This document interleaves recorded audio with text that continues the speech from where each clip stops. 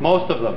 Yeah, because there's not a lot of municipalities that have over 25,000 population. There's just not a lot of them. So most of them on the list, which you can get from the Illinois Municipal League website.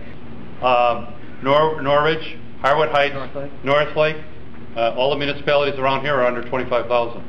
I represent the village of Calumet Park. Some of you have heard it before. Not Calumet Park. There's 8,000 people. It's 1 square mile. They went home rule maybe 13 or 14 years ago. They have 3 gas stations in town. They imposed a gas tax, slight, and they're able to give total services to all the people in town because of the revenue raised on people coming off the expressway and getting gas and people driving through town.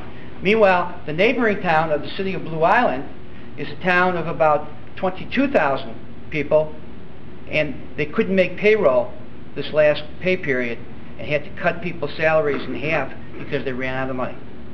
Because, folks, the revenues are going down and the expenses are going up. And when you're non-home rule, you're stuck. You're stuck in place while your roads deteriorate, while your businesses move out. It's just the way it is. So for the home rule municipalities, I hate to say it, we represent them also, Schiller Park, Northlake, they prosper. They're able to incentivize businesses to come in and keep the community healthy, because businesses generate sales tax and pay real estate tax and have people come into the businesses.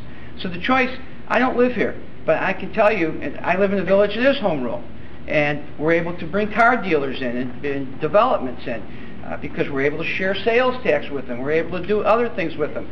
The bonds alone in this village, you folks are paying more interest on bonds here than they are in Schiller Park or Northlake. Your interest is higher because you're not home rule. Just the way it is. So I see, and again, I'm not a voter and I'm not a resident, but the choice is simple. You can stay and try to keep swimming in place and let the village cut and cut and cut as much as they possibly can to keep the village afloat, or you can allow your board and your mayor to do the things that the mayor outlined today and attempt to dig the village out of an economic hole that the state of Illinois is in, that the United States is in. Home rule communities are doing far better than non-home rule communities.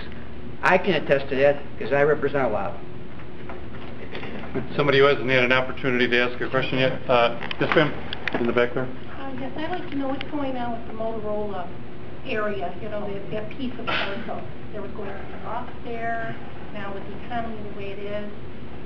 What's going on? One of the things is they're not maintaining the property very well, so we're ticketing them, and we've been collecting sometimes as much as $2,400 a day from them. We met with the developer. Jeff, did you want to respond to? That developer is talking to his bank in a foreclosure process, which is going to complicate things further. So we're watching it very closely. There has been some interest in redeveloping that area of town with a couple developers. A little different twist to it. I don't know whether it's going to go or not. So there's still some ideas floating out there, but they're doing the best they can.